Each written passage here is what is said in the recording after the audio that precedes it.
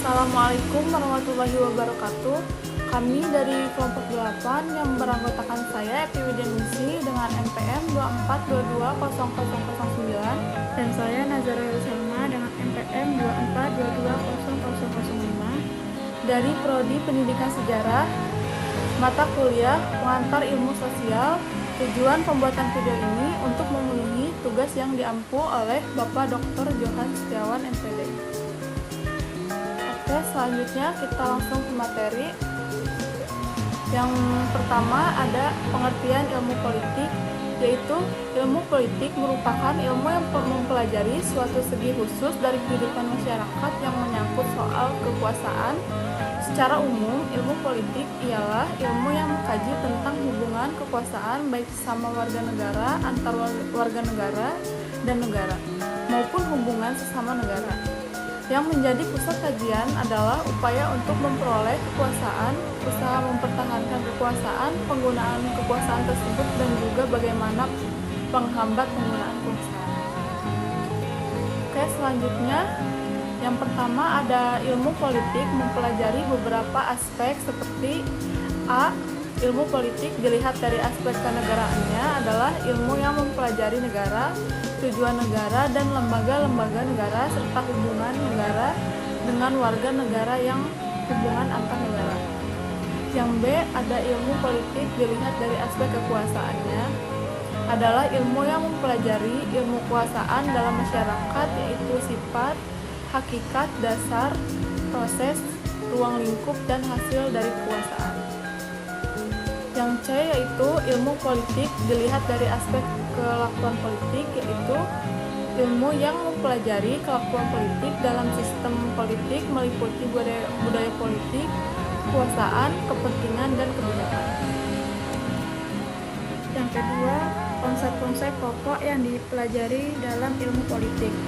A. Negara adalah suatu organisasi dalam suatu wilayah yang mempunyai kekuasaan tertinggi yang sah dan ditaati oleh rakyatnya.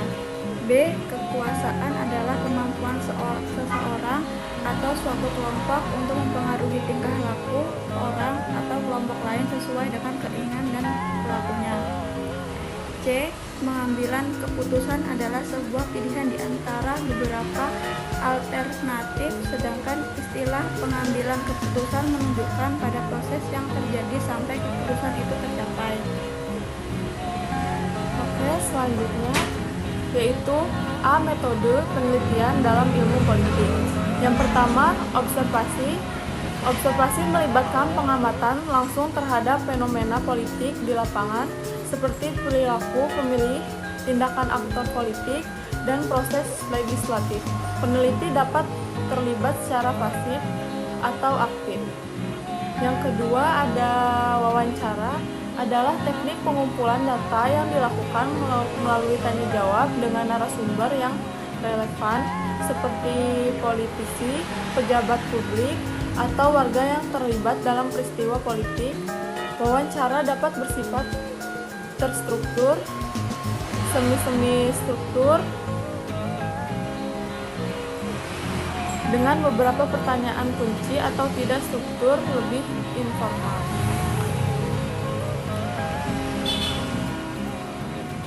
3. Analisis dokumen.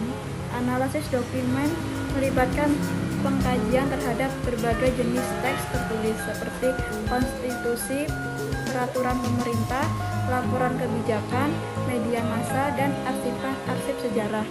Peneliti meneliti isi dokumen untuk memenuhi pola, ide, atau bukti yang mendukung argumen atau hipotesis penelitian. Survei digunakan untuk mengumpulkan data dari sampel populasi melalui kuesioner atau angket. Biasanya metode ini bertujuan untuk mengukur opini publik, perilaku pemilih, atau sikap terhadap isu-isu politik. Survei dapat dilakukan melalui berbagai cara, termasuk secara langsung, melalui telepon, surat, atau daring. Keunggulan metode survei adalah kemampuan untuk mengumpulkan data dalam jumlah besar dan melakukan generalisasi terhadap populasi lebih luas. Selanjutnya, B. Peran dan fungsi ilmu politik. Yang pertama, penelitian. Ilmu politik berperan dalam menganalisis berbagai fenomena politik seperti kekuasaan, partai politik, konflik, dan kebijakan publik. Penelitian ini bertujuan untuk menghasilkan teori, konsep, dan pemahaman baru tentang bagaimana sistem politik bekerja, mengapa kebijakan diambil, serta bagaimana hubungan antar negara dan aktor politik terjadi. Yang kedua, pendidikan. Ilmu politik berperan penting dalam memberikan pendidikan kepada masyarakat tentang proses politik, hak dan kewajiban sebagai warga negara, serta struktur pemerintahan. Dengan pemahaman ini, masyarakat dapat lebih kritis dalam menghadapi isu-isu politik, ikut serta dalam proses demokrasi seperti pemilihan umum, serta memahami implikasi dari kebijakan yang dibuat oleh pemerintah. 3. Kebijakan. Ilmu politik memberikan kontribusi signifikan dalam perumusan kebijakan publik melalui analisis mendalam terhadap data dan tren politik. Para ahli politik memberikan rekomendasi yang berbasis bukti untuk membantu pemerintah dan membuat kajian dalam membuat keputusan yang efektif dan efisien. 4. Advokasi. Ilmu politik juga berfungsi sebagai alat untuk mendorong perubahan sosial dan politik. Para akademisi, aktivis, dan lembaga swadaya masyarakat menggunakan konsep-konsep ilmu politik untuk memperjuangkan hak-hak tertentu, memperbaiki sistem pemerintahan, serta memajukan reformasi dalam bidang hukum, ekonomi, dan sosial. Selanjutnya, C. Perkembangan ilmu politik di Indonesia. Yang pertama, periode kolonial. Selama masa kolonial, ilmu politik di Indonesia sangat dipengaruhi oleh pemikiran Barat. Kolonialisasi Belanda membawa konsep-konsep politik Eropa, termasuk liberalisme dan nasionalisme yang mulai dikenal oleh para intelektual pribumi. Namun, kajian politik pada masa ini lebih bersifat teoritis dan terbatas. Yang kedua, pasca kemerdekaan.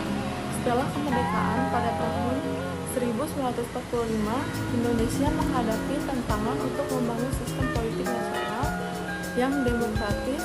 Kajian politik mulai berkembang dengan fokus pada pembentukan konstitusi, pemilu, dan sistem pemerintahan yang sesuai dengan kebutuhan dan budaya Indonesia. Ini adalah masa transisi di mana ide-ide lokal mulai berinteraksi dengan prinsip-prinsip demokrasi.